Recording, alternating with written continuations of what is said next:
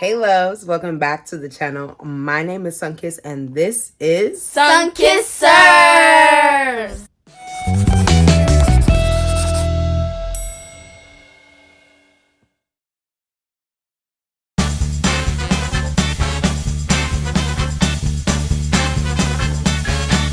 And if you haven't hit that subscribe button, what are you waiting on? Is everything okay at home? Why wouldn't you want to be a part of Sunkiss Nation? It's not too late. Go ahead and hit that subscribe button and be part of the fun. Now today's video is going to be a juicy one, very juicy, but it is very necessary. It is going to be a letter to our foreign parents.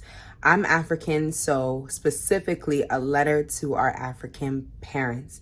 And you know, this video is very necessary. It's very long overdue, but it has to happen. So first and foremost, I want to begin this letter by first thanking every single parent, auntie, uncle that took the risk to journey or to travel to a foreign country, a foreign land, an unknown land, in order to provide for their family back home, to give themselves a better life.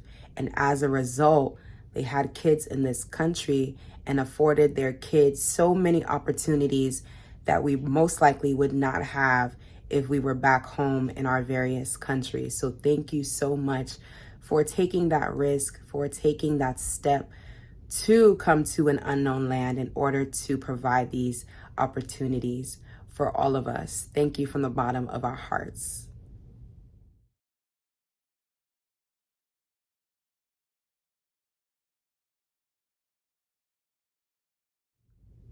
Now, it is very understandable that when a parent comes to a foreign land or a foreign country, that when they have kids in these places, they want their kids to be the very best, to have the very best opportunities and experiences. So our parents may put a lot of pressure on us to attain or achieve certain things. But the first point that I have is our lovely parents. Success should not be measured by only having your kids pursue being a doctor, a nurse, or a lawyer. By the grace of God, many of us have had the opportunity to know God through you. And because of that opportunity, we have come to know that our God is a God of wonders. He's a God that doesn't do things in one way. He's very creative. So we cannot limit the plan of God to just three professions: doctors, lawyers, and nurses. God's plan is way bigger than that. There are many different avenues that God wants us to take. There are many different plans that He has for His children. And I do not believe that He has only limited us to these three professions. If you think about it, a great example, if you think about 10 years ago or 15 years ago, when someone said that they wanted to do IT, that is information technology, a lot of parents were looking at their kids like, IT, that is not a secure job. How are you going to get income? But if we look at where IT is today, it is surpassing so many professions, and a lot of kids have passions in that field. So if you were to stifle or stop your kid from pursuing what God has put in them as a passion, then you're stopping them from fulfilling their purpose here on earth.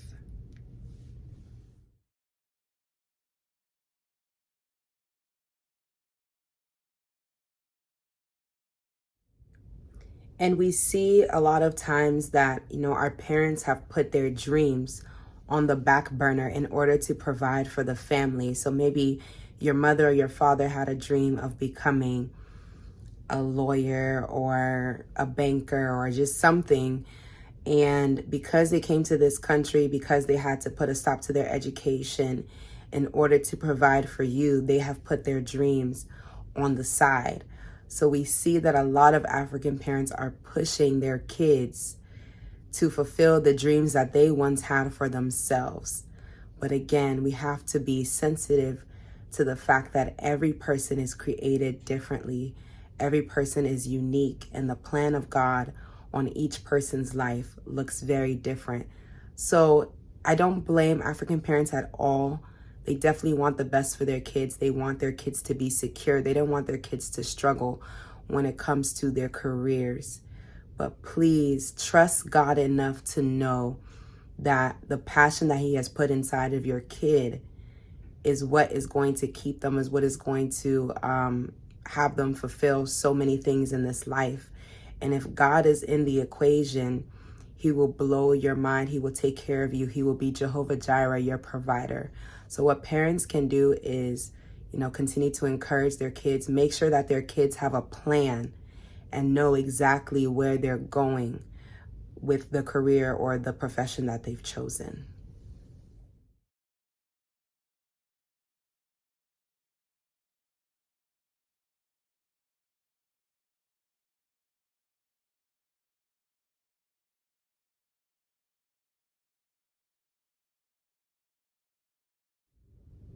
Now, this is another point that I've heard many times about African parents not being sensitive to their kids when they express themselves, when they express their feelings. Sometimes the notion is that y'all don't pay no bills, you guys don't have anything to worry about, so why do you look sad, or what is going on with you? You should be happy. But understand that as young people, we go through so much. Even though we're not paying bills, we're not doing a lot. And I'm speaking in general. I'm not talking about me because I do pay bills, but I'm saying generally, a lot of our African parents, they hit you with that line, like, you don't pay bills, you shouldn't be stressed, you shouldn't have anything worrying you. But there's so many things that we go through. There are so many things that we come across, and we have so many feelings concerning those things. So when we express how we're feeling to our African parents, sometimes the sensitivity is not there. And oftentimes too, you don't hear the question a lot, how are you feeling? Maybe a situation just happened. How do you feel? And honestly, with an open mind, sitting there and listening to your child express how they feel goes a long way. And it's a two-way street. We hear how our parents feel, but then our parents should also hear how we feel and figure out ways to resolve, those feelings. How can we make the situation better so we are both on the same page? But always hitting your kids with, no, why are you sad? You don't pay bills. It's kind of insensitive in a way, and it hurts. So please, let's have the sensitivity to listen to our children.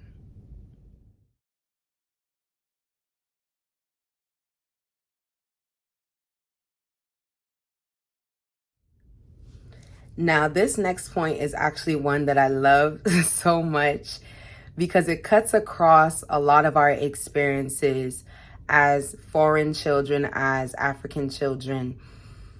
Our African parents tend to think that motivation is the same thing as comparison. So oftentimes, our parents will give us lectures about maybe something that we're not doing, something that we're not doing correctly. And then they will end the lecture with, now, why can't you be like Sierra? Sierra is so respectful. She's such a good girl. She does things this way. She does things this way. And it's like, you don't even know Sierra. The only thing you know about Sierra is how she responds or comes into the house when you see her. Good morning, auntie. Good morning, uncle. How are you? And that is all that you see. But you've already made your conclusion that Sierra is the best girl. She's so respectful. Oh, Sierra, why can't you be like Sierra? Learn from Sierra. And you're sitting there like, y'all don't even know half of the things that Sierra is doing. We know Sierra from A to Z, top to bottom. We know everything that she's doing, but yet the only little thing that our parents see become a grounds for comparison. And that is something that needs to be stopped. Comparison does not, motivate your kids. It makes them feel very bad about themselves, especially if you know the things that Sierra is doing, or if you know the things that the kids that you're comparing your children to are doing.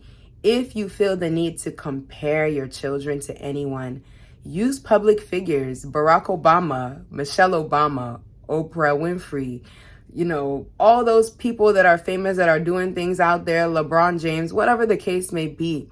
At least use those people. But when you use people that are around them that they know, and they know that this person is actually not doing what they're supposed to be doing, and you compare your children to them, it's like, okay, you're not even listening. You don't even know half of what is going on. So please, let us stop the comparisons. Comparison is not motivation.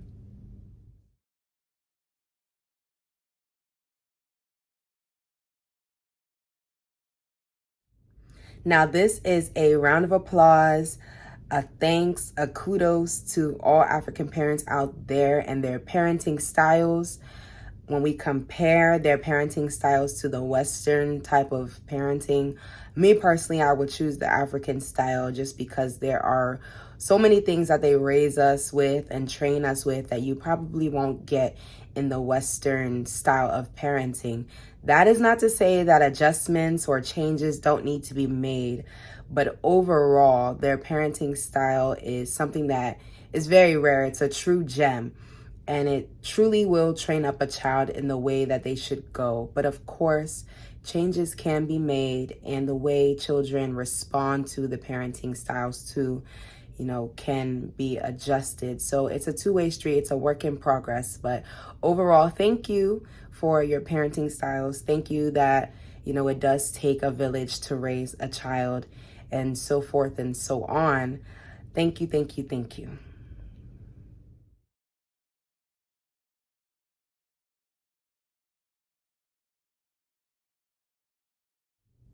Now, last but certainly not the least, African parents are known for not apologizing when they are wrong. So there may be a situation that happened, and maybe you as a parent realize, oh my gosh, what I did actually was wrong.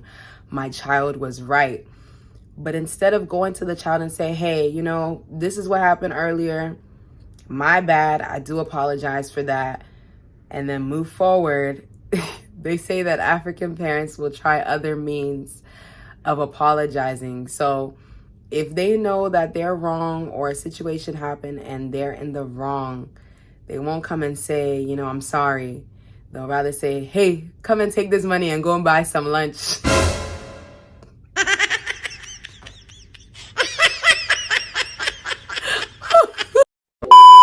My bad, y'all. I'm back. But yes, they tend not to apologize and say the words, I'm sorry, but instead, are you hungry? Come and get some food.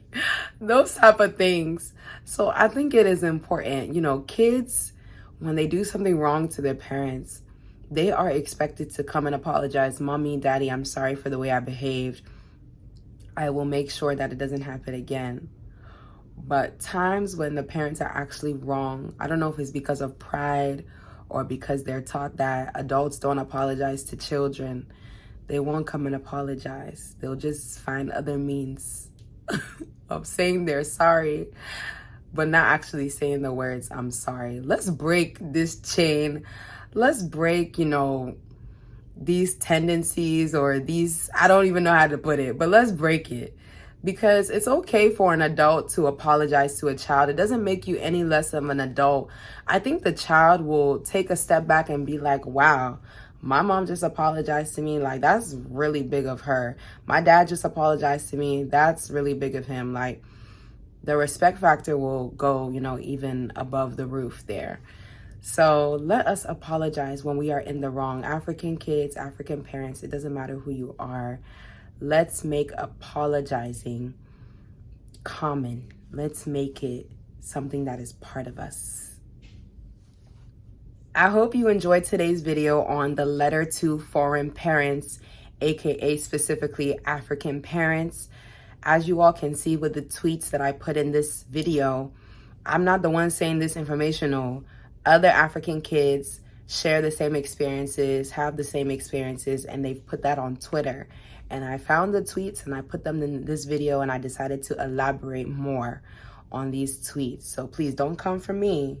I am just the messenger. I am just relaying the information that was said. But I believe that if we take the advice in this video and take a step back and self-reflect, it will help our relationships with our kids moving forward as African parents and foreign parents. Thank you for watching. I hope to catch you in my next video. Have a great weekend. Bye. See you later.